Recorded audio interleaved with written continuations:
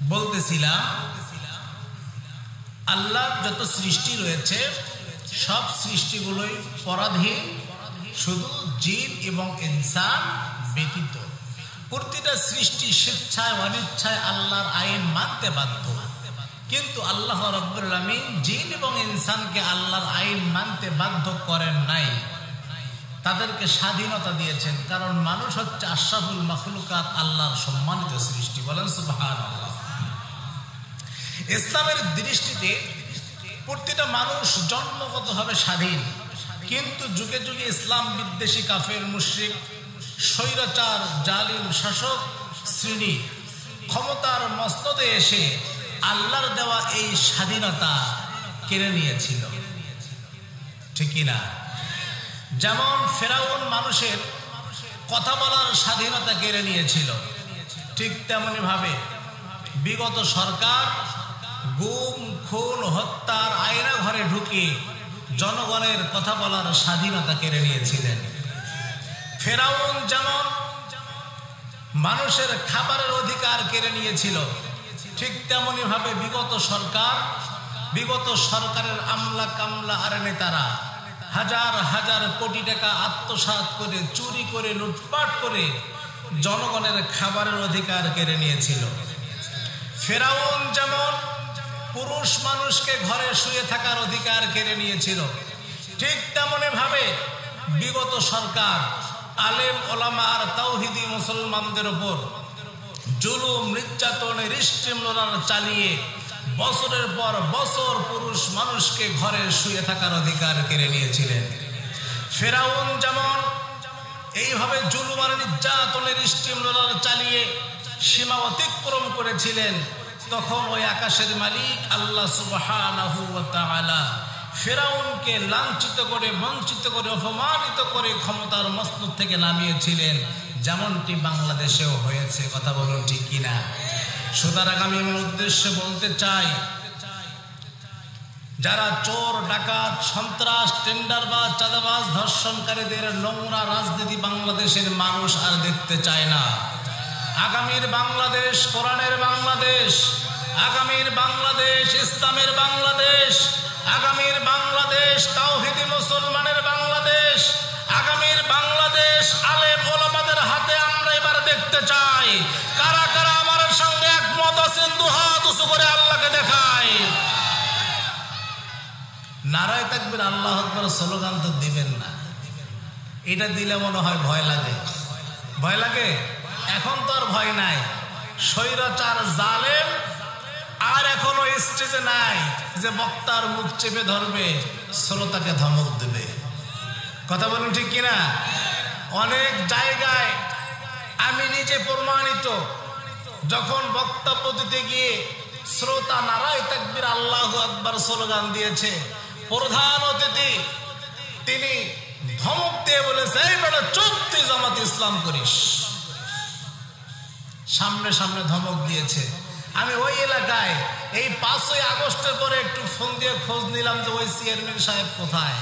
কয় হুজুর এখন গাছের সঙ্গে রশি আমরা ঝুলাইয়া রেখেছি, ওকে ধরা পাইলেই ঝুলাই দেয়। 5ই আগস্টের পর ওনার খবর নাই। সুতরাং স্লোগান দিতে মুসলমান ভয় পাবে না। নারায়ে তাকবীর। আল কোরআনের আলো, আল হাদিসের আলো, কোরআন হাদিস যেখানে, আলেম ওলামা যেখানে, নারায়ে তাকবীর। সম্মানিত বন্ধুগণ, বর্তমান পৃথিবীতে 228টি রাষ্ট্র। কয়টি? 228টি রাষ্ট্র। এই 228টি রাষ্ট্রের মধ্যে কোন জায়গায়, কোন স্থানে, কোন দেশে মুসলমানেরা শান্তিতে নাই। এটা হলো এক। 2 নাম্বার, গোটা পৃথিবী এখন পাপের সাগরে পরিণত হয়েছে। এই পাপের সাগরের মধ্যে অবলা সরলা মানুষগুলো হাবুডুবু খাচ্ছে। এই কথাটা প্রিজাইড করার পর অনেকে হয়তো চিন্তা করবেন যে হুজুর পৃথিবীর কোথায় কি হয় হোক, ওই চিন্তা আপনি বাদ দেন, কারণ এই সমস্যার সমাধান তো আপনি করতে পারবেন না। আপনার চিন্তাটা সঠিক। আমি এই সমস্যার সমাধান করতে পারবো না, কিন্তু সব সমস্যার সমাধান কোরআনে আছে না নাই? সব সমস্যার সমাধান দিয়েছে আল কোরআন। এখন হয়তো অনেকে বলতে পারেন যে হুজুর এটা তো মিছিলের স্লোগান।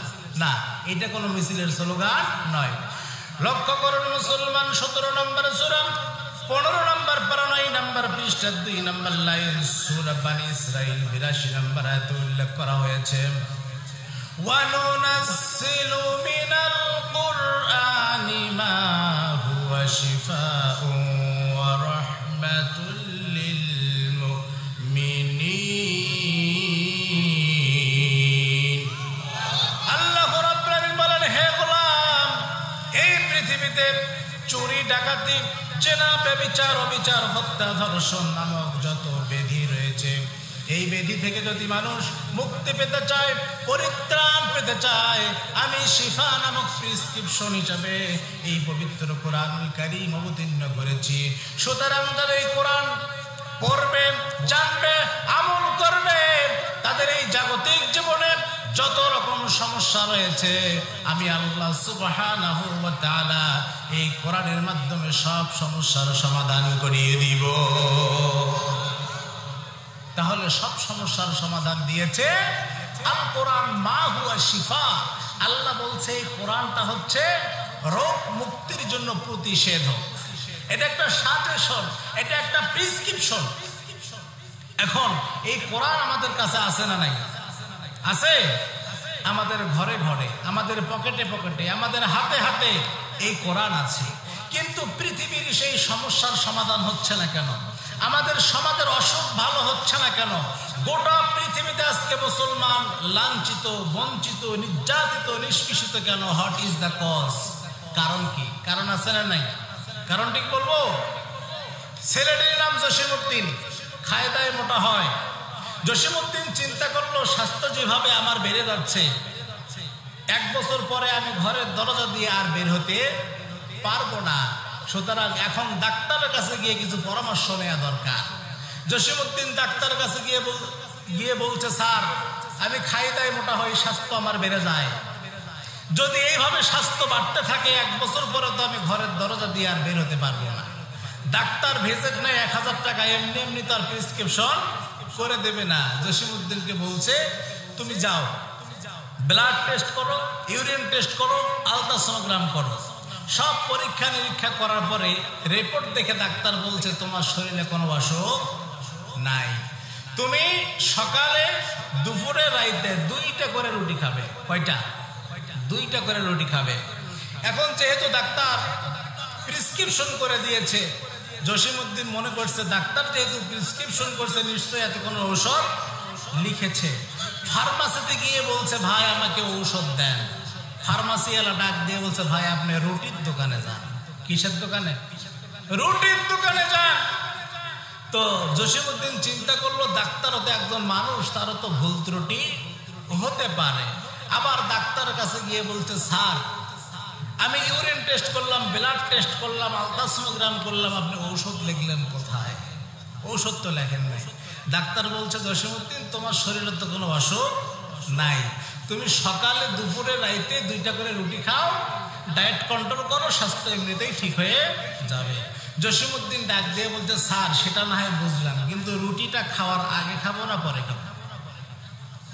কথা বোঝেন নাই? খাওয়ার কারণে জসিমউদ্দিনের অবস্থা খারাপ। ডাক্তার খাইতে বলছে 2টা করে রুটি। এখন জসিমউদ্দিন ডাক দিয়ে বলছে, স্যার, এখন রুটি খাবো, সেটা খাওয়ার আগে খাবো না পরে খাবো? বলেন তো, জসিমউদ্দিন কি প্রেসক্রিপশন বুঝেছে? জসিমউদ্দিন প্রেসক্রিপশন না বোঝার কারণে যে অবস্থা, গোটা বিশ্বের মুসলমান আজকে কোরআন না বোঝার কারণে একই অবস্থা। চিৎকার দিয়ে বলুন, কথা ঠিক কিনা? আজকে আমরা কোরআন বুঝি না, ইসলাম বুঝি না, ইমান বুঝি না। ইমান কাহাকে বলে, ইসলাম কাহাকে বলে, মুসলিম কাহাকে বলে, এইটা আমরা চিন্তা করি না। আমরা অধিকাংশ মানুষ মনে করি টুপি মাথায় দিলেই মনে হয় ইমানদার হওয়া যায়, গায়ে একটা পাঞ্জাবি লাগাইলে মনে হয় ইমানদার হওয়া যায়, দাড়ি রাখলে মনে হয় ইমানদার হওয়া যায়, মাঝে মধ্যে একটু নামাজ কালাম পড়লেই মনে হয় ইমানদার হওয়া যায়। এরকম চিন্তা চেতনা আমাদের মাথায় আসে না নাই? লক্ষ্য করুন মুসলমান, এদের প্রসঙ্গে আল্লাহ সুবহানাহু ওয়া তাআলা কি বলেছেন? 2 নম্বর সূরা 1 নম্বর পারা 3 নম্বর পৃষ্ঠা 4 নম্বর লাইন সূরা বাকারার 8 নম্বর আয়াতে উল্লেখ করা হয়েছে, ওয়া মিনান নাসি মান ইয়াকুলু আমান্না বিল্লাহি ওয়া বিল ইয়াউমিল আখির ওয়া মা হুম বিমুমিনিন। ওয়া মিনান নাস, সমাজে এমন এক শ্রেণীর মানুষ রয়েছে, মাইয়াকুলু, তারা বলে আমান্না বিল্লাহ, আমরা আল্লাহর প্রতি ঈমান এনেছি, রাসূলের প্রতি ঈমান এনেছি, পরকালের প্রতি ঈমান এনেছি। এরা ঈমানওয়ালা ব্যক্তিদের মতো মাথায় টুপি পরে, পাঞ্জাবি পরে, মুখে দাড়ি রাখে। আল্লাহ সুবহানাহু ওয়া তাআলা বলেছে ওয়া মা হুম বিমুমিনিন, এরা কিন্তু মুমিন নয়, এরা হলো ভণ্ড প্রতারক। এরা নিজেদের স্বার্থ হাসিলের জন্য, ক্ষমতার আসনে বসার জন্য নিজেকে ইমানদার পরিচয় দিয়ে, মুসলমান পরিচয় দিয়ে এরা ইসলামের বিরুদ্ধে ষড়যন্ত্র করে, কোরআনের বিরুদ্ধে ষড়যন্ত্র করে। এরা হলো টাটকা মুনাফিক। এরকম লোক তো আমাদের সমাজে নাই, আছে? হায় হায়। সম্মানিত বন্ধুগণ, আমি অনেক সময় লক্ষ্য করে দেখেছি আমাদের দেশে কিছু সংখ্যক ব্যক্তি চুরি করে, ডাকাতি করে, ছিনতাই করে, জিনা ব্যভিচারে লিপ্ত হয়ে মানুষের উপর জুলুম নির্যাতন করে, মানুষ হত্যা করে, মাঝে মধ্যে একটু পাঞ্জাবি গায়ে দিয়ে, টুপি মাথায় দিয়ে, নিজেকে ইমানদার পরিচয় দিয়ে জাতির সামনে দরবেশ সাজার চেষ্টা করে। আছে না নাই? কথা বলতে হবে, আছে না নাই? আমি ওই সমস্ত ভণ্ড মুসলমানদের উদ্দেশ্যে বলতে চাই, যারা 28 অক্টোবর দিবালোকে প্রকাশ্যভাবে লাঠি দিয়ে সাপের মতো পিটিয়ে পিটিয়ে মানুষকে হত্যা করেছে, যারা বিগত 16টি বছরে ক্রস ফায়ারের নামে, প্রায় বন্দুক যুদ্ধের নামে প্রায় 2000 মানুষকে ক্রস ফায়ারে হত্যা করেছে, যারা 5ই মে শাপলা চত্বরে রাতের অন্ধকারে পাখির মতো নির্বিচারে হাজার হাজার আলেম ওলামাকে হত্যা করেছে, যারা মানবতা বিরোধী মিথ্যা অপবাদ দিয়ে কামরুজ্জামান কাদের মোল্লা নিজামী মুজাহিদকে ফাঁসির রশিতে ঝুলিয়েছে, যারা 17ই জুলাই থেকে শুরু করে 5ই আগস্ট পর্যন্ত তরুণ যুবক কমলমতি ছাত্রদের উপর গণহত্যা চালিয়েছে। ওয়াল্লাহি, আল্লাহর কসম, এরা হচ্ছে জাতীয় বেঈমান। এরা যতই নামাজ, রোজা, হজ, যাকাত, দান, সাদাকা করুক না কেন, এরা কখনো ইমানদার হতে পারে না, পারে না, পারে না। ইমানদার মুখ দিয়ে বললেই কি ইমানদার হওয়া যায়? আমি ইমানদার এ কথা বললেই ইমানদার হওয়া যাবে? ইমান আনার শর্ত আছে না নাই? কন্ডিশন আছে না নাই? লক্ষ্য করুন মুসলমান, সহিহ মুসলিম প্রথম খণ্ডে উল্লেখ করেছেন, বিশ্বনবী মুহাম্মদ রাসূলুল্লাহ সাল্লাল্লাহু আলাইহি ওয়াসাল্লাম বলেছেন, যে ব্যক্তি নিজেকে ইমানদার পরিচয় দিবে, যে ব্যক্তি নিজেকে মুসলমান পরিচয় দিবে, সে কখনো চুরি করবে না, ডাকাতি করবে না, ছিনতাই করবে না, জিনা ব্যভিচারে লিপ্ত হবে না, মানুষের উপর জুলুম নির্যাতন করবে না, হত্যা করবে না, অন্যায়ভাবে মানুষের জমি দখল করবে না। এই সমস্ত অন্যায় থেকে যারা বিরত থাকবে তারাই হলো ইমানদার। কথা বলুন ঠিক কিনা? আজকে নিজেকে ইমানদার বলে পরিচয় দেয়, অথচ সে চুরি করে। আছে না নাই? এরকম চোর নাই? নামাজ পড়ে চুরি করে, নামাজ পড়ে সুদ খায়, নামাজ পড়ে ঘুষ খায়, নামাজ পড়ে জিনা ব্যভিচারে লিপ্ত হয়। এমন ভণ্ড ইমানদার আমাদের সমাজে আছে না নাই? আজকে চোর দিয়ে দেশটা ভরপুর হয়ে গিয়েছে, ঠিক কিনা?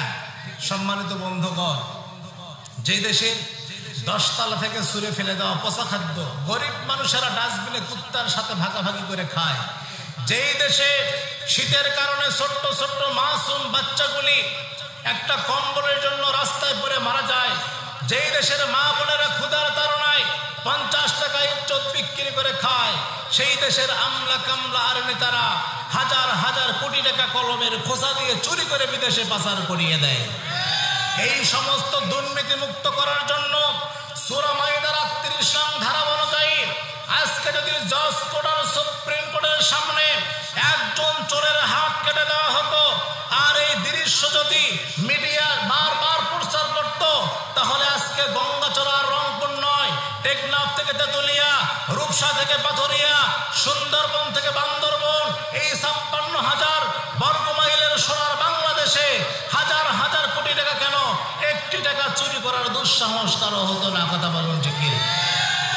তাহলে আমরা যদি সমাজে শান্তি চাই, মুক্তি চাই, নিরাপত্তা চাই, তাহলে কোরআনের সমাজ, কোরআনের রাষ্ট্র কায়েম করার দরকার আছে না নাই? সম্মানিত বন্ধুগণ, এই জন্য ঈমান আনার শর্ত হলো তিনটি। কয়টি? ঈমান আনার শর্ত হলো তিনটি। সুনান ইবনে মাজাহ 65 নম্বর হাদিসে উল্লেখ করা হয়েছে, قال رسول صلى الله عليه وسلم الإيمان بالله والإقرار باللسان وتصديق بالقلب وعمل بالأركان। বিশ্বনবী মুহাম্মদ রাসূলুল্লাহ সাল্লাল্লাহু আলাইহি ওয়াসাল্লাম বলেছেন, তিনটি ঈমান আনার শর্ত হলো তিনটি। এক নম্বর হচ্ছে আল ইকরারু বিল লিসানি, মুখ দিয়ে স্বীকৃতি দেওয়া আল্লাহ এক। আল্লাহ কয়, আল্লাহ এক, আল্লাহর উপর ঈমান আনতে হবে, রাসূলের উপর ঈমান আনতে হবে, পরকালের প্রতি ঈমান আনতে হবে। এই কথা বললে শুধু ঈমানদার হওয়া যায় না। ওয়া তাসদীকুন বিল কলবি, অন্তর থেকে বিশ্বাস করতে হবে, অন্তর দিয়ে মেনে নিতে হবে। অন্তর দিয়ে মেনে নিলেই শুধু ঈমানদার হওয়া যায় না। ওয়াল আমালু বিল আরকান, আমলের মাধ্যমে সেটা আপনাকে প্রমাণ করে দেখাইতে হবে। এই তিনটা শর্ত, এই তিনটা কন্ডিশন ঠিক রেখে ঈমান আনবে যারা, আল্লাহর নিয়ামত ভরা জান্নাতে যাবে তারা। কথা বলুন ঠিক কিনা? আমরা যদি এই তিনটা শর্ত ঠিক রেখে ঈমানকে মজবুত করতে পারি, ঈমানকে উপলব্ধি করতে পারি, ঈমানের উপর অবিচল থাকতে পারি, তাহলে আল্লাহর পক্ষ থেকে আমাদের উপর শান্তি, রহমত এবং পরকালে জান্নাত আছে না নাই? লক্ষ্য করুন মুসলমান, 3 নম্বর সূরা 4 নম্বর পারা 6 নম্বর পৃষ্ঠার 1 নম্বর লাইন, সূরা ইমরান 133 নম্বর আয়াতে উল্লেখ করা হয়েছে, ওয়াসারিউ ইলা মাগফিরাতিন মির রাব্বিকুম ওয়া জান্নাতিন আরদুহাস সামাওয়াতু ওয়াল আরদু উইদ্দাত লিল মুত্তাকিন। আল্লাহ রাব্বুল আলামিন বলেছেন, ঈমান আনার শর্ত হলো তিনটি। এই তিনটা শর্ত ঠিক রেখে যারা ঈমানের উপর অবিচল থাকবে, ঈমানের উপর অবিচল থেকে কোরআন দিয়ে, রাসূলের সুন্নাহ দিয়ে জীবন পরিচালনা করবে, আল্লাহ সুবহানাহু ওয়া তাআলা তার জীবনের সমস্ত গুনাহগুলো মাফ করিয়ে দিবে।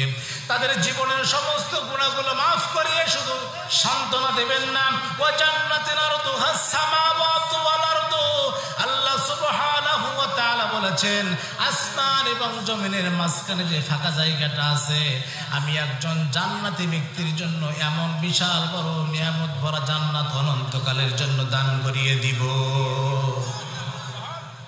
সুবহানাল্লাহ শুনে মনে হলো জান্নাত ছোট হয়েছে। জান্নাত কি ছোট হয়েছে? আহা, ওয়া জান্নাতিন আরদুহাস সামাওয়াতু ওয়াল আরদু উইদ্দাত লিল মুত্তাকিন, আসমান এবং জমিনের মাঝখানে যে ফাঁকা জায়গা আছে, এই ফাঁকা জায়গার পরিমাপ কি বিজ্ঞানীরা আবিষ্কার করতে পেরেছে? তাহলে এক হাদিসের মধ্যে এসেছে যে একজন জান্নাতি বান্দার জান্নাত হবে একটা পৃথিবীর সমান, আর একটা হাদিসের মধ্যে 10টা পৃথিবীর সমান, এই কথা উল্লেখ করা হয়েছে। আরো আসতে বলেন সুবহানাল্লাহ। এই জান্নাত কি চাইলেই পাওয়া যাবে? চাইলে পাওয়া যাবে? লক্ষ্য করুন মুসলমান, একটা নয়, দুইটা নয়, 18খানা তাফসীরের মধ্যে মুফাসসিরে কিরাম লিখেছেন, যখন কিয়ামতের ময়দান কায়েম হয়ে যাবে, হাসর মাঠ শুরু হয়ে যাবে, প্রত্যেকটা মানুষ হিসাব নিকেশ দেওয়ার জন্য আল্লাহর সম্মুখে দাঁড়িয়ে যাবে। আল্লাহ রাব্বুল আমিন বলেন 17 নম্বর সূরা 15 নম্বর পারা 2 নম্বর পৃষ্ঠা 10 নম্বর লাইন, সূরা বানী ইসরাঈল 14 নম্বর আয়াতে উল্লেখ করা হয়েছে, ইকরা কিতাবাকা কাফা বিনাফসিকাল ইয়াওমা আলাইকা হাসিবা। আল্লাহ রাব্বুল আমিন বান্দার হাতে আমলনামা দিয়ে বলবে, ইকরা, পড়ো, কিতাবাকা, তোমার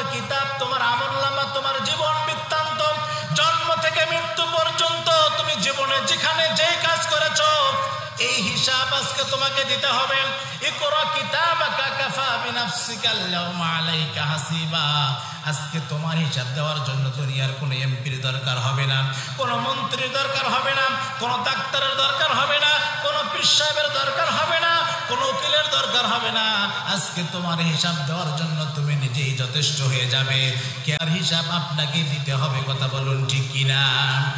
এইভাবে হিসাব নিকাশ দেওয়ার জন্য যখন বান্দা দাঁড়িয়ে যাবেন, 101 নম্বর সূরা 30 নম্বর পারা 21 নম্বর পৃষ্ঠা 7 নম্বর লাইন সূরা করিয়া 6 থেকে 7 নম্বর আয়াতে উল্লেখ করা হয়েছে, ফাম্মা মান সাকুলাত মাওয়াজিনুহু ফাহুয়া ফি ঈশাতির রাদিয়া। আল্লাহু আকবার বলবেন না? রাসূল সাল্লাল্লাহু আলাইহি ওয়াসাল্লাম বলেছেন, যে ব্যক্তি কোরআনুল কারীম তেলাওয়াত শোনার পরে সন্তুষ্ট চিত্তে আনন্দ হয়ে খুশি হয়ে একবার আল্লাহু আকবার বলবে, আল্লাহ রাব্বুল আলামিন আসমান এবং জমিনের মাঝে যে ফাঁকা জায়গা আছে রহমত এবং বরকত দিয়ে পরিপূর্ণ করিয়ে দেবে। তাহলে আল্লাহু আকবার আসতে বলবেন না জোরে বলবেন? বলেন আল্লাহু আকবার। আল্লাহ রাব্বুল আলামিন বলেন, ফাম্মা মান সাকুলাত মাওয়াজিনুহু ফাহুয়া ফি ঈশাতির রাদিয়া। এইভাবে হিসাব নিকাশ দেওয়ার পরে যখন তাদের সওয়াব এবং পাপের পরিমাপ করা হবে, ওজন করা হবে, যাদের সওয়াবের পাল্লা বেশি হয়ে যাবে, পাপের পাল্লা হালকা হয়ে যাবে, আল্লাহ সুবহানাহু ওয়া তাআলা ডাক দিয়ে বলবে, আমি এই সমস্ত বান্দা বান্দীদের আমলের উপর সন্তুষ্ট হয়েছি, খুশি হয়েছি, সুতরাং পুরস্কার হিসেবে অনন্তকালের জন্য আমি আল্লাহ সুবহানাহু ওয়া তাআলা তাদেরকে জান্নাত দিয়ে দিলাম। লক্ষ্য করুন মুসলমান, 39 নম্বর সূরা 24 নম্বর পারা 5 নম্বর পৃষ্ঠা 11 নম্বর লাইন সূরা জুমার 73 নম্বর আয়াতে উল্লেখ করা হয়েছে, ওয়াসিকাল্লাযীনা তাকাউ রাব্বাহুম ইলাল জান্নাতি যুমারা হাত্তা ইযা জাউহা ওয়া ফুতিহাত আবওয়াবুহা ওয়া ক্বালা লাহুম খাযানাতুহা সালামুন আলাইকুম তিবতুম ফাদখুলুহা খালিদিন। আল্লাহ রাব্বুল আলামিন ফেরেশতাদেরকে ডাক দিয়ে বলবে, ও আমার ফেরেশতা মণ্ডলী, আমি এই সকল বান্দা বান্দীদের আমলের উপর খুশি হয়েছি, সন্তুষ্ট হয়েছি, সুতরাং তোমরা এই সমস্ত বান্দা বান্দীদেরকে ধাক্কা দিতে দিতে তোমরা জান্নাতে পৌঁছিয়ে দাও। বলেন সুবহানাল্লাহ। তাফসীরের মধ্যে মুফাসসিরে কিরাম লিখেছেন, জান্নাতে যাওয়ার পথে আল্লাহ সুবহানাহু ওয়া তাআলা জান্নাতি বান্দা বান্দীদের স্বাগত জানানোর জন্য একটা নয়, দুইটা নয়, ৭০,০০০ গেট তৈরি করবে, আর প্রতিটা গেটের মধ্যে ৭০,০০০ করে ফেরেশতা অভ্যর্থনা দেওয়ার জন্য নিযুক্ত হয়ে দাঁড়িয়ে থাকবে। এখানে শিক্ষা আছে মুসলমান। বর্তমানে পৃথিবীতে যারা এমপি, মন্ত্রী, মিনিস্টার, তারা যদি কোথাও সফর করতে চায়, কোথাও ভ্রমণ করতে যায়, তাদের সম্মানার্থে স্বাগত জানানোর জন্য অসংখ্য গেট তৈরি করা হয়, হয় কিনা? অসংখ্য গেট তৈরি করা হয়। আল্লাহ সুবহানাহু ওয়া তাআলা ডাক দিয়ে বলেন, এই সমস্ত বান্দা বান্দীরা ঈমানের উপর অবিচল থাকার কারণে দুনিয়াতে এমপি হতে পারে নাই, মন্ত্রী হতে পারে নাই, মিনিস্টার হতে পারে নাই, অনেক সুখ শান্তি, অনেক আনন্দ তাদেরকে বিসর্জন দিতে হয়েছে। সুতরাং আমি আল্লাহ সুবহানাহু ওয়া তাআলা তাদের সন্তুষ্টির জন্য আজকে একটা নয়, দুইটা নয়, আমি ৭০,০০০ গেট তৈরি করেছি, আর প্রতিটা গেটের মধ্যে তাদেরকে স্বাগত জানানোর জন্য ৭০,০০০ করে ফেরেশতা আমি আল্লাহ রাব্বুল আলামিন নিয়োগ করে রেখে দিয়েছি। লক্ষ্য করুন মুসলমান, এই সমস্ত জান্নাতি বান্দা বান্দীরা যখন জান্নাতের প্রথম গেটে প্রবেশ করবেন, সেখানকার সৌন্দর্য দেখে, চাকচিক্য দেখে তারা সেখানে লোটাপাটা নিয়ে বসে পড়বে। ফেরেশতারা ডাক দিয়ে বলবে, ও আল্লাহর জান্নাতি বান্দা বান্দীরা, এইটা তো জান্নাত নয়, এটা হলো জান্নাতের প্রথম গেট, ওঠো, এখান থেকে ওঠো, সামনের দিকে যাও,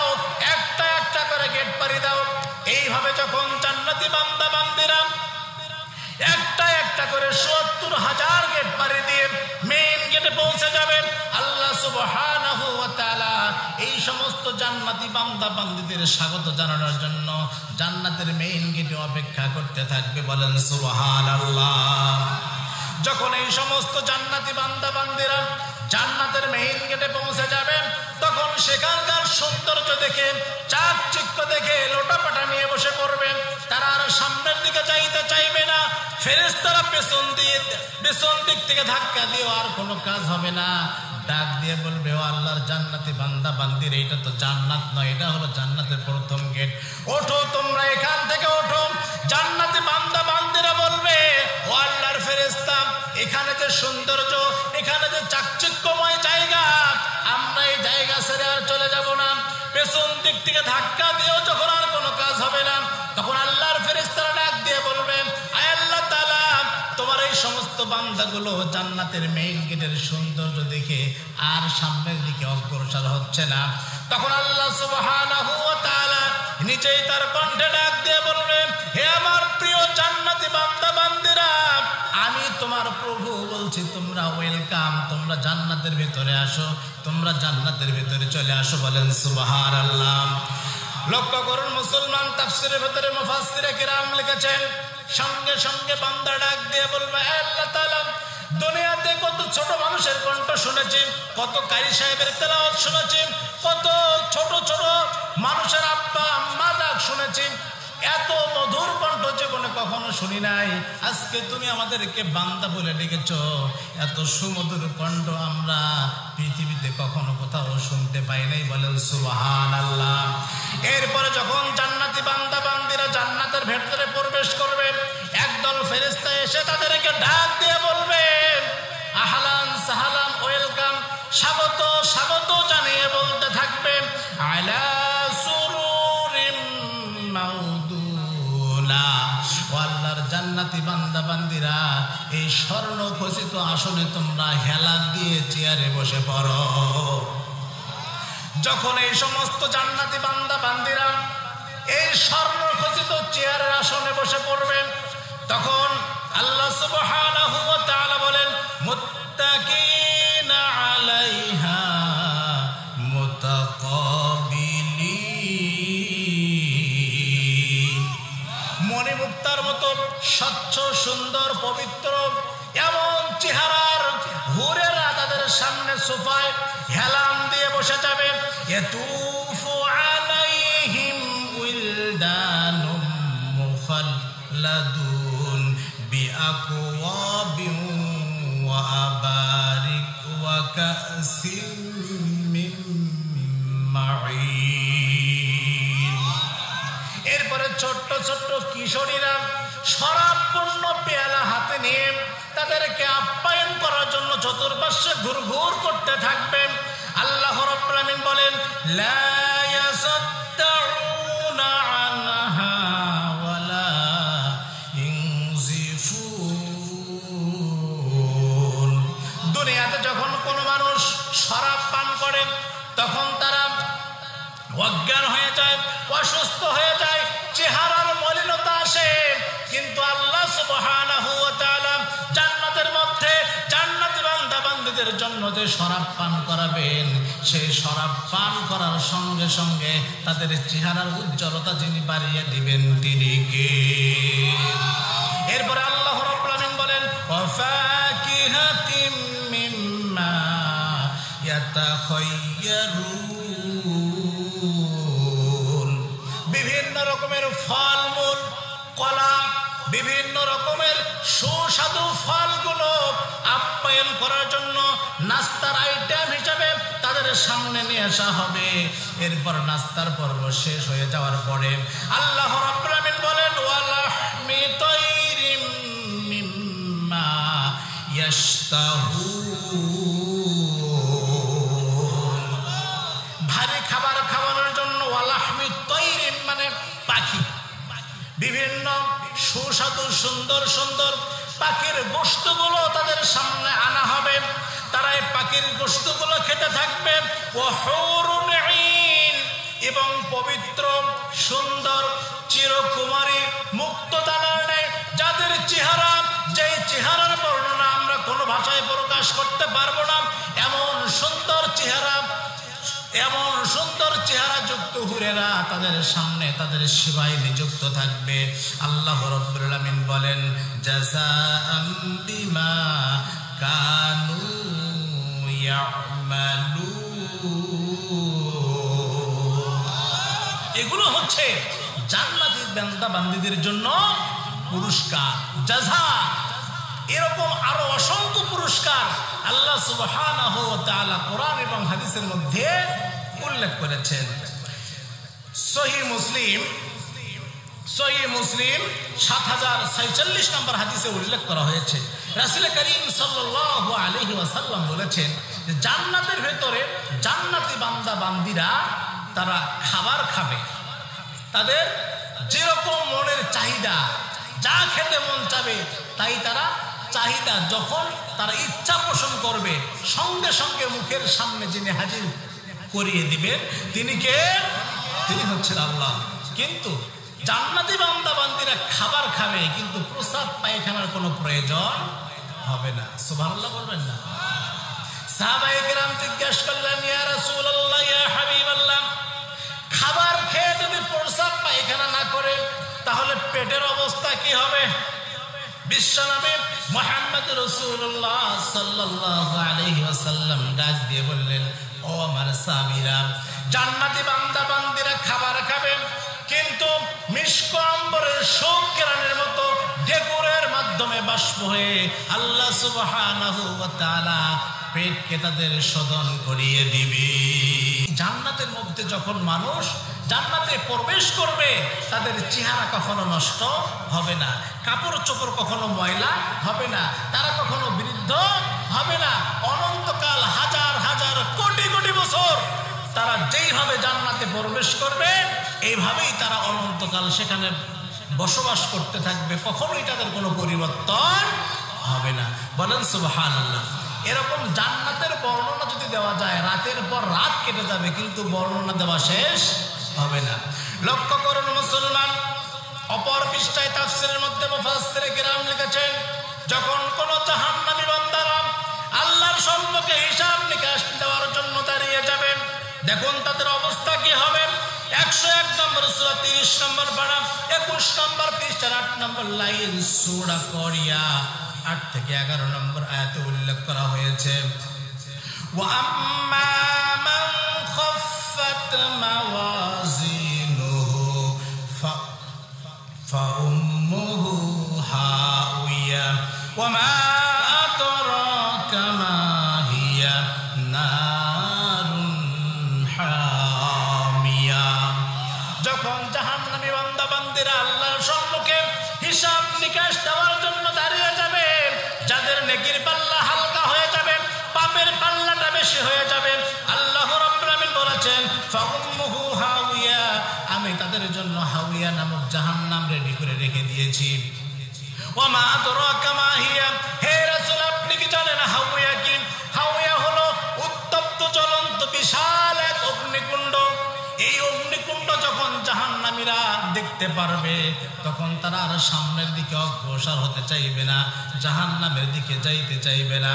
সঙ্গে সঙ্গে আল্লাহ রাব্বুল আলামিন বলেন 39 নম্বর সূরা 24 নম্বর পারা 5 নম্বর পৃষ্ঠার 5 নম্বর লাইন সূরা জুমার 71 নম্বর আয়াতে উল্লেখ করা হয়েছে,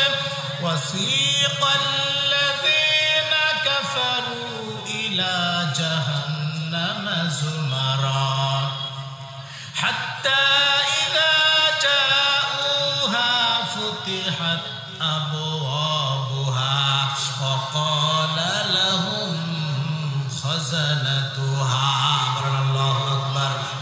এই সমস্ত জাহান্নামীরা যখন জাহান্নামের দিকে যাইতে চাইবে না তখন আল্লাহ সুবহানাহু ওয়া তাআলা ডাক দিয়ে বলবে, ও আমার ফেরেশতা মণ্ডলী, তোমরা এই সকল জাহান্নামীদেরকে, নাফরমান জালেমদেরকে ধাক্কা দিতে দিতে তোমরা জাহান্নামের দিকে নিয়ে যাও, জাহান্নামের ভেতরে নিক্ষেপ করো। যখন আল্লাহর ফেরেশতারা এই সমস্ত জালেমদেরকে ধাক্কা দিতে দিতে জাহান্নামের দিকে নিয়ে যাবে তখন তারা জাহান্নামে যাওয়ার পথে বিভিন্ন খুঁটি বা খাম্বাগুলোকে তারা জাপটায় ধরবে, সেখান থেকে আর উঠতে চাইবে না। সঙ্গে সঙ্গে আল্লাহ রাব্বুল আমিন ডাক দিয়ে বলেন, 69 নম্বর সূরা 29 নম্বর পারা 7 নম্বর পৃষ্ঠার 12 নম্বর লাইন সূরা হাক্কা 30 থেকে 32 নম্বর আয়াতে উল্লেখ করা হয়েছে, খুযূহু ফাকুল্লু সুম্মাল জাহিমা সাল্লু সুম্মা ফি সিলসিলাতিন যারউহা 70 যিরাআন ফাসলুকু। আল্লাহ রাব্বুল আমিন ফেরেশতাদেরকে ডাক দিয়ে বলবেন, ও আমার ফেরেশতারা, তোমরা জাহান্নামের ভেতর থেকে ৭২ হাত শেকল দ্বারা ডান্ডা বেরি লাগিয়ে এই সমস্ত জালেম মুজরিমকে তোমরা টেনে হেসড়ে জাহান্নামের দিকে নিয়ে যাও, জাহান্নামের ভেতরে নিক্ষেপ করো। যখন আল্লাহর ফেরেশতারা জাহান্নামের ভেতর থেকে ৭২ হাত শেকল নিয়ে এসে কোমরে ডান্ডা বেরি, পায়ে ডান্ডা বেরি, হাতে ডান্ডা বেরি লাগিয়ে টেনে হেসড়ে জাহান্নামের গেটে নিয়ে যাবে, তখন জাহান্নামের গেটে নিযুক্ত ফেরেশতা মালিক তাদেরকে ডাক দিয়ে বলবে, ওরে নাফরমান জালেম হতভাগা দুর্ভাগা, কোন অপরাধের কারণে তোরা এই জাহান্নামে এসেছিস? কারণটা কি? কারণটা বল। কারণ আছে না নাই? লক্ষ্য করুন মুসলমান, ৭৪ নম্বর সূরা 29 নম্বর পারা 18 নম্বর পৃষ্ঠার 11 নম্বর লাইন সূরা মুদ্দাসসির 41 থেকে 46 নম্বর আয়াতে উল্লেখ করা হয়েছে, আনিল মুজরিমিনা মা সালাকাকুম ফি সাকার ক্বালু লাম নাকু মিনাল মুসাল্লিন ওয়া লাম নাকু নুতঈমুল মিসকিন ওয়া কুন্না নাকুদু মা'আল খাইদিন।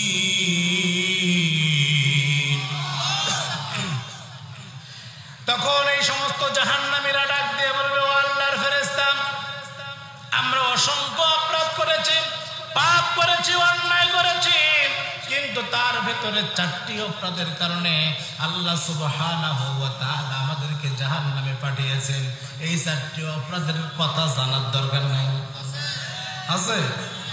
যদি নিজেদের মধ্যে থেকে থাকে তাহলে কিন্তু বিপদ। লক্ষ্য করুন মুসলমান, জাহান্নামীরা ডাক দিয়ে বলবে, ও আল্লাহর ফেরেশতা, 4টি অপরাধের কারণে আল্লাহ সুবহানাহু ওয়া তাআলা আমাদেরকে জাহান্নামে পাঠিয়েছেন। তার মধ্যে 1 নম্বর কারণ হলো ক্বালু লাম নাকু মিনাল মুসাল্লিন, আমরা দুনিয়ার জীবনে নামাজ পড়তাম না। কি পড়তাম না? নামাজ পড়তাম না। কারা কারা নামাজ পড়েন না? হাত তোলেন দেখি। সব আল্লাহর ওলি বসে আছে, এখানে এই ওয়াজ করার দরকার নেই। এটা কি আমার কথা বললাম? আল্লাহ স্পষ্ট কোরআনে জানিয়ে দিয়েছেন, জাহান্নামের হিসাব করলে 49,000। এই 49,000 পীরের দরবার, এর মধ্যে ভণ্ড আছে না নাই? কিছু কিছু দরবার পীর এমন আছে যে পানির নিচে আগুন জ্বলে, ঝড় বাতাসে। ল্যাংটা বাবার দরবারেতে নামাজ কালাম লাগে না, আছে না নাই? আমি ওই সমস্ত ভণ্ড শয়তান মার্কা পীরদের উদ্দেশ্য বলতে চাই, যারা মুরিদকে নামাজের কথা বলে না, রোজার কথা বলে না, হজের কথা বলে না, যাকাতের কথা বলে না, এরা পীর নয়, এরা হলো টাটকা মুনাফিক, টাটকা শয়তান। কথা বলুন ঠিক কিনা? কারণ আল্লাহ বলছে, ক্বালু লাম নাকু মিনাল মুসাল্লিন, যারা দুনিয়াতে নামাজ পড়বে না ওদের রাস্তা হলো সোজা জাহান্নাম। কার কথা? লক্ষ্য করুন মুসলমান, এটা হলো জাহান্নামে যাওয়ার 1 নম্বর কারণ। 2 নম্বর কারণ হলো ওয়ালাম নাকু নুতঈমুল মিসকিন। জাহান্নামীরা ডাক দিয়ে বলবে, ও আল্লাহর ফেরেশতা, দুনিয়াতে আমরা মানুষকে সাহায্য সহযোগিতা করতাম না, বিপদগ্রস্ত মানুষদেরকে বিপদের পাশে দাঁড়াতাম না, অসুস্থ মানুষদেরকে সেবা করতাম না, আমরা মানুষকে সাহায্য সহযোগিতা নিজেও করতাম না এবং অন্যকে করার জন্য উৎসাহিত করতাম না। এমন লোক আমাদের সমাজে আছে না? না। 10 টাকা দিয়ে সিগারেট খায়, 20 টাকা দিয়ে সিগারেট খায়, সারাদিনে 50 টাকার পান খায় আর জর্দা খায়, কিন্তু ফকির যখন এসে বলে, চাচা ভাই আমাকে 5টা টাকা দাও। তখন বলে মাপ চাই, আছে না? সেই দিন এক মাদ্রাসার সভাপতি মাদ্রাসার মিটিংয়ে এসেছে, আমিও সেখানে উপস্থিত। তো উনি এসে গর্বের সঙ্গে বলতেছে যে আমার দিনে সিগারেট খেতে 800 টাকা লাগে। কয়শো টাকা? 800 টাকা। খুব গর্বের সহিত বলতেছে। চিন্তা করেন, এরকম লোক অসংখ্য আছে যারা দিনে 50 টাকা 100 টাকার পান খায়, সিগারেট খায়, কিন্তু ফকিরকে ভিক্ষা দিতে চায় না। কারণ ভিক্ষা দিলে তো 5 টাকা দিলে একটা পান খাওয়া কমে যাবে, ঠিক কি না? সম্মানিত বন্ধুগণ, জাহান্নামে যাওয়ার 2 নম্বর কারণ হলো ফকির মিসকিন অসহায় মানুষকে সাহায্য না করা। 3 নম্বর কারণ হলো কুন্না নাখুদু মাআল খাইদিন। এই সমস্ত জাহান্নামীরা ডাক দিয়ে বলবে, ও আল্লাহর ফেরেশতা, জাহান্নামে আসার 3 নম্বর কারণ হলো সমাজে যারা হক কথা বলতো, ন্যায়ের পথে চলতো, কোরআনের পথে বলতো, কোরআনের পথে লড়াই করত, আমরা তাদের উপর মিথ্যা অপবাদ চাপিয়ে দিতাম, মিথ্যা মামলা হামলা দিয়ে জেলখানায় ঢুকিয়ে দিতাম। এমন লোক আমাদের দেশে তো নাই। আছে মানে আমরাই, আছে মানে আমরাই। সম্মানিত বন্ধুগণ, উপমহাদেশের শ্রেষ্ঠ মুফাসসির, কিংবদন্তি আলেম, তরুণ যুবক বৃদ্ধ সকলের আইডল, বাংলাদেশের অহংকার শহীদ আল্লামা দিলওয়ার হোসেন সাঈদী রহমতুল্লাহ আলাইহি, দল মত নির্বিশেষে সকলেই তার জন্য চোখের পানি ফেলেছে। যেই দিন আল্লামা দিলওয়ার হোসেন সাঈদী রহমতুল্লাহ আলাইহিকে মিথ্যা মামলা দিয়ে ফাঁসির রায় দেওয়া হয়েছিল, সেই দিন বাংলার তৌহিদি মুসলিম জনতা প্রায় 300-র বেশি মানুষ রাজপথে জীবন দিয়েছিলেন। বলেন আল্লাহু আকবার। তিনি এমন একজন মুফাসসির যার তাফসীর শুনে বেনামাজিরা নামাজ ধরেছে, সুদখোর সুদ ছেড়ে দিয়েছে, ঘুষখোর ঘুষ ছেড়ে দিয়েছে, বেপর্দা নারী পর্দানিশিনী হয়েছে, অবাধ্য সন্তান বাধ্য হয়েছে। এমন একজন কিংবদন্তি মুফাসসিরকে যারা চোর, ডাকাত, সন্ত্রাস, টেন্ডারবাজ, চাঁদাবাজ অপবাদ দিয়ে 13টি বছর জালিমের কারাগারে বন্দী করে চিকিৎসার নামে হাসপাতালে এনে বিষ প্রয়োগ করে হত্যা করেছে, তাদের সর্বোচ্চ শাস্তি আমরা মৃত্যুদণ্ড চাচ্ছি। কারা কারা রাজি আছেন?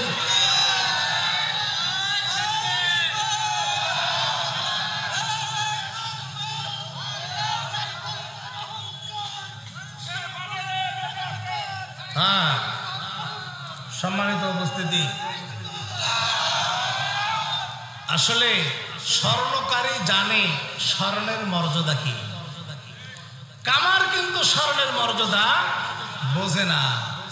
আল্লামা দিলওয়ার হোসেন সাঈদী আমাদের জন্য কতটা আল্লাহর পক্ষ থেকে নিয়ামত, এইটা যারা মূর্খ, অজ্ঞ, অশিক্ষিত, জালেম, এরা কখনো বুঝতে পারবে না। এটা আমরা বুঝি, এটা আমরা বুঝি আমরা কি হারিয়েছি। সম্মানিত উপস্থিতি, তাহলে জাহান্নামীরা জাহান্নামের গেটে ডাক দিয়ে বলবে, ও আল্লাহর ফেরেশতা মালিক, জাহান্নামে আসার 3 নম্বর কারণ হচ্ছে আমরা দুনিয়াতে সমাজে যারা ভালো মানুষ ছিল, কোরআনের কথা বলতো, ইসলামের কথা বলতো, হকের পথে চলতো, আমরা তাদের উপর মিথ্যা অপবাদ চাপিয়ে দিতাম। কথা বলুন ঠিক কিনা? লক্ষ্য করুন মুসলমান। এবার 4 নম্বর কারণ হলো ওয়া কুন্না নুকাযযিবু বিয়াউমিদ্দিন। জাহান্নামীরা ডাক দিয়ে বলবে, ও আল্লাহর ফেরেশতা মালিক, জাহান্নামে আসার 4 নম্বর কারণ হলো আমরা পরকালকে বিশ্বাস করতাম না, জান্নাত জাহান্নামকে বিশ্বাস করতাম না, দুনিয়াতে আমরা হালাল হারাম বুঝতাম না, আমরা জানতাম না, আমরা মনে করতাম না, আমরা বিশ্বাস করতাম না পরকাল সংগঠিত হবে, আমাদেরকে হিসাব নিকাশ দিতে হবে, আমরা এটা কাল্পনিক জিনিস মনে করতাম, আমরা এগুলো মিথ্যা মনে করতাম, যার কারণে আল্লাহ সুবহানাহু ওয়া তাআলা আমাদেরকে জাহান্নামের ভিতরে নিক্ষেপ করেছেন। বলেন নাউযুবিল্লাহ। এইভাবে যখন হিসাব নিকাশ দেওয়ার পরে জাহান্নামীরা জাহান্নামের ভেতরে প্রবেশ করবে, 56 নম্বর সূরা 27 নম্বর পারা 15 নম্বর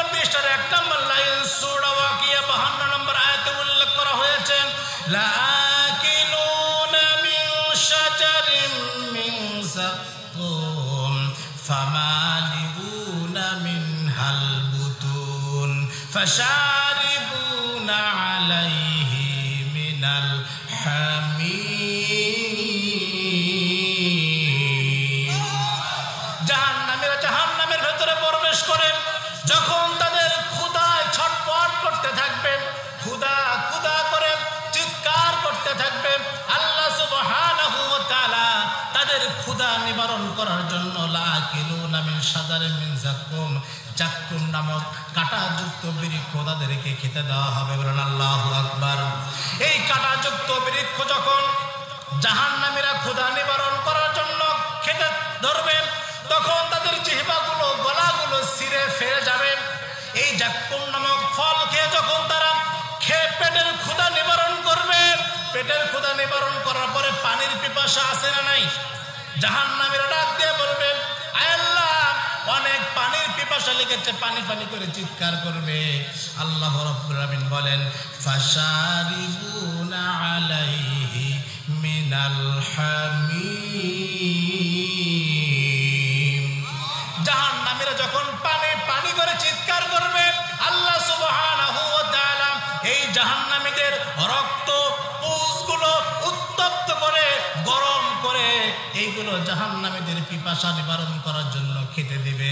যখন জাহান্নামীরা এই সমস্ত রক্ত পুঁজগুলো উত্তপ্ত পানিগুলো খেতে ধরবে, যখন তারা পানি পান করবে, তখন শরীরের ভিতরে নারী ভুঁড়িগুলো পেছনের রাস্তা দিয়ে বের হয়ে যাবে। আল্লাহু আকবার।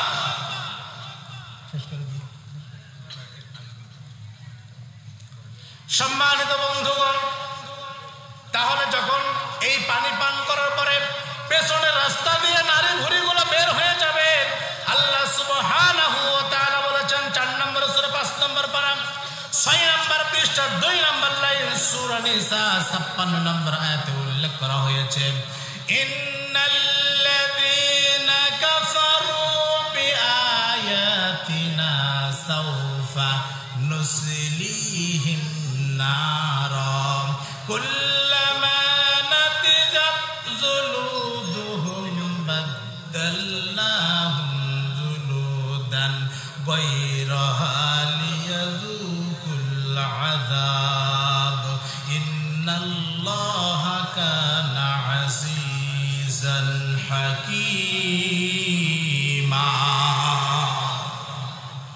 ইন্নাল্লাযীনা কাফারু বিআয়াতিনা, নিশ্চয়ই যারা কুফরি করবে, আল্লাহর সঙ্গে কুফরি করবে, রাসূলের সঙ্গে কুফরি করবে, ইসলামের সঙ্গে কুফরি করবে, কোরআনের কুফরি করবে, যারা কোরআন দিয়ে, যারা আল্লাহর আইন দিয়ে, রাসূলের আদর্শ দিয়ে ব্যক্তিগত জীবন, পারিবারিক জীবন, সামাজিক জীবন, রাষ্ট্রীয় জীবন পরিচালনা করবে না, আল্লাহ সুবহানাহু ওয়া তাআলা বলেন, সাওফা নুসলিহিম নারা, আমি আল্লাহ সুবহানাহু ওয়া তাআলা তাদেরকে অবশ্যই অচিরেই জাহান্নামে নিক্ষেপ করব। বলেন নাউযুবিল্লাহ।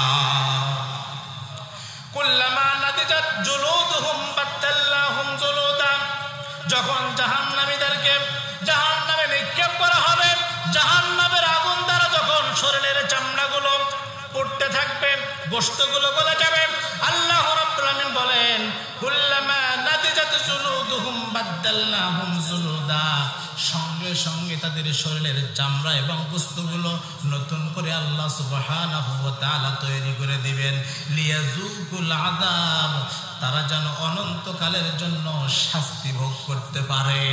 বলেন আল্লাহু আকবার।